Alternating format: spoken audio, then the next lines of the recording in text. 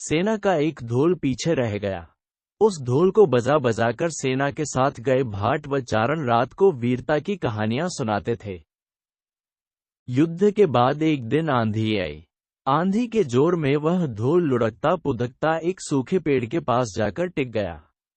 उस पेड़ की सूखी टहनियां ढोल से इस तरह से सट गई थीं कि तेज हवा चलते ही ढोल पर टकरा जाती थी और धमाधम धमाधम की गुंजायमान आवाज होती। एक सियार उस क्षेत्र में घूमता था। उसने ढोल की आवाज सुनी। वह बड़ा भयभीत हुआ। ऐसी अजीब आवाज बोलते पहले उसने किसी जानवर को नहीं सुना था। वह सोचने लगा कि यह कैसा जानवर है जो ऐसी जोरदार बोली बोलता है, धमाधम। सियार छिपकर ढोल को देखता रहता, ये जानने के लिए कि यह जीव उड़ने वाला है या चार टांगों पर दौड़ने वाला। एक दिन सियार झाड़ी के पीछे छुपकर ढोल पर नजर रखे था। तभी पेड़ से नीचे उतरती हुई एक गिलहरी कूदकर ढोल पर उतरी। हल्की सी धैम की आवाज भी हुई। गिलहरी ढोल पर बैठी दाना कुतरती रही। सियार बड़बड़ाया, ओह, तो यह कोई हिंसक जीव नहीं है, मुझे भी डरना नहीं चाहिए। सियार फूंक फूंक कर कदम रखता ढोल के निकट गया। उसे सूंघा। ढोल का उसे न कहीं सिर नजर आया और न पैर। तभी हवा के झोंके से टहनियां ढोल से टकराईं। धैम की आवाज हुई और सियार उछलकर पीछे जा गिरा। अब समझ आया। सियार उठने की कोशिश करता हुआ बोला, ये तो बाहर का खोल है। जीव इस खोल के अंदर है। आवाज बता रही है कि जो कोई जीव इस खोल के भीतर रहता है वह मोटा ताजा होना चाहिए, चर्बी से भरा शरीर, तभी ये धैम धैम की जोरदार बोली बोलता है। अपनी मांद में घुसते ही सियार बोला, ओ सियारी, दावत खाने के लिए तैयार हो जा, एक मोटे ताजे शिकार का पता लगाकर आया हूं। सियारी पूछने लगी, तुम उसे मारकर क्यों नहीं लाए? सियार ने उसे झिड़की दी, क्योंकि मैं तेरी तरह मूर्ख नहीं हूं। वह एक खोल के भीतर छिपा बैठा है। खोल ऐसा है कि उसमें दो तरफ सूखी चमड़ी के दरवाजे हैं। मैं एक तरफ से हाथ डाल उसे पकड़ने की कोशिश करता तो वह दूसरे दरवाजे से न भाग जाता। चांद निकलने पर दोनों ढोल की ओर गए। जब वे निकट पहुंच ही रहे थे कि फिर हवा से टहनियां ढोल पर टकराईं और धैम धैम की आवाज निकली। सियार सियारी के कान में बोला, सुनी उसकी आवाज? जरा सोच, जिसकी आवाज ऐसी गहरी है वह खुद कितना मोटा ताजा होगा। दोनों ढोल को सीधा कर उसके दोनों ओर बैठे और लगे दांतों से ढोल के दोनों चमड़ी वाले भाग के किनारे फाड़ने। जैसे ही चमड़ियां कटने लगी, सियार बोला, होशियार रहना, एक साथ हाथ अंदर डाल शिकार को दबोचना है। दोनों ने हों की आवाज के साथ हाथ ढोल के भीतर डाले और अंदर टटोलने लगे। अंदर कुछ नहीं था, एक दूसरे के हाथ ही पकड़ में आए। दोनों चिल्लाए, हैं, यहां तो कुछ नहीं है, और वे माथा पीट कर रह गए। सीख। बड़ी बड़ी शेखी मारने वाले लोग भी ढोल की तरह ही अंदर से खोखले होते हैं। ये कहानी सुनने के बाद पिंगलक ने कहा, भाई, मैं क्या करूं? जब मेरा पूरा परिवार और सभी साथी भयभीत होकर भागने पर तुले हैं तो अकेला मैं ही कैसे धैर्य से रह सकता हूं? दमनक ने कहा, इसमें आपके सेवकों का क्या दोष है? जैसा मालिक करेगा वैसा ही सेवक करेंगे। तो भी आप तब तक यहां ठहरिए जब तक मैं उस आवाज के विषय में ठीक ठीक पता न लगा लूं। पिंगलक ने आश्चर्य से पूछा, क्या तुम वास्तव में वहां जाने की सोच रहे हो? दमनक ने जवाब दिया, स्वामी की आज्ञा से तो योग्य सेवक कोई भी काम कर सकता है, चाहे उसे सांप के मुंह में हाथ डालना पड़े या समुद्र ही पार करना पड़े। राजाओं को चाहिए कि ऐसे ही सेवक को सदा अपने निकट रखें।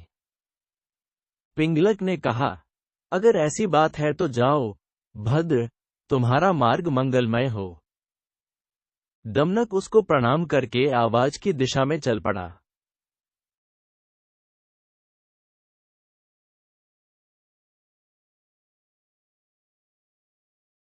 पिंगलक को पछतावा होने लगा कि मैंने बेकार ही दमनक की बातों में आकर उसे अपने मन का भेद बता दिया।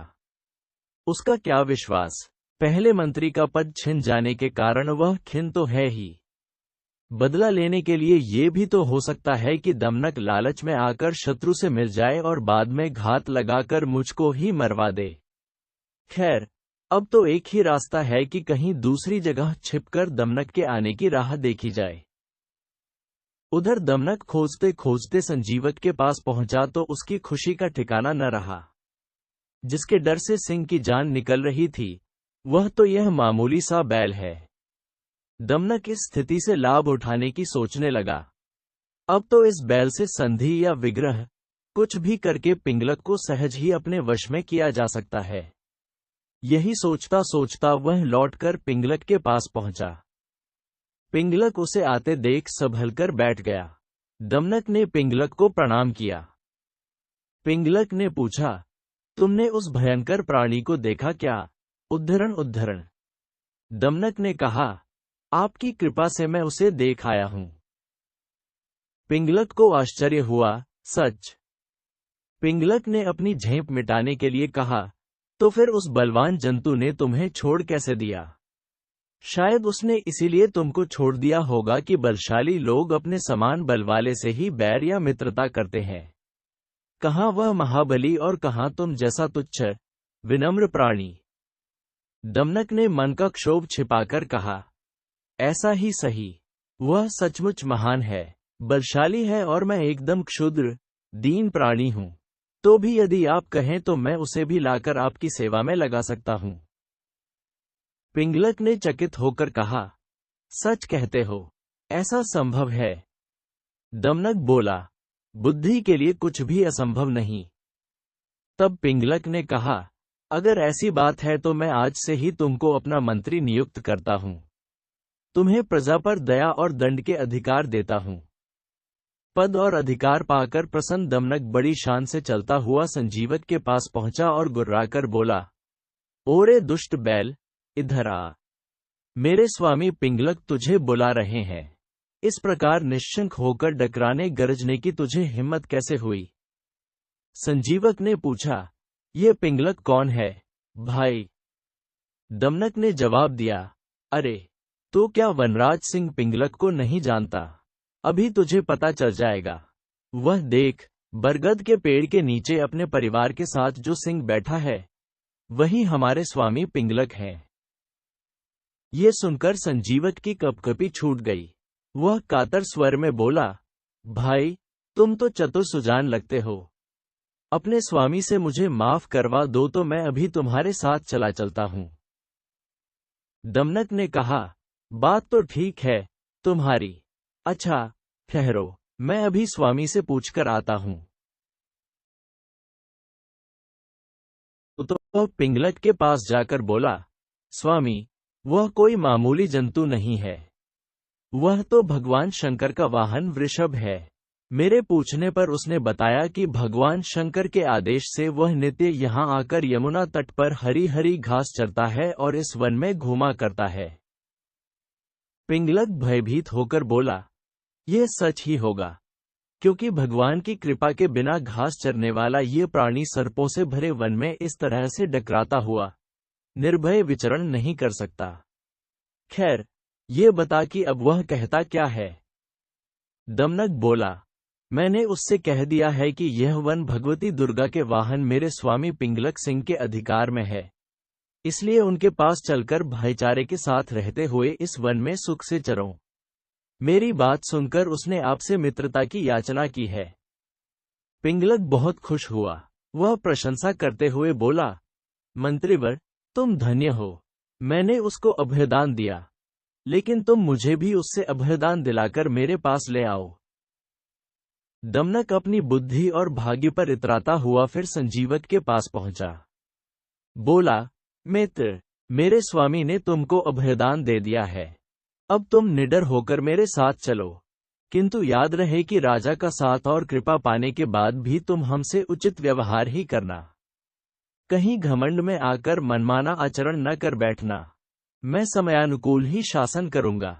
मंत्री के पद पर तुम्हारे रहने से हम दोनों को राज्य लक्ष्मी का सुख मिलेगा। जो व्यक्ति अहंकार के कारण उत्तम मध्यम और अधम व्यक्तियों का उचित सम्मान नहीं करते। वे राजा का सम्मान पाने के बाद भी दंतिल की तरह दुख भोगते हैं। संजीवक ने पूछा, यह दंतिल कौन था? विस्मयादिबोधक चिन्ह। दमनक कथा सुनाने लगा।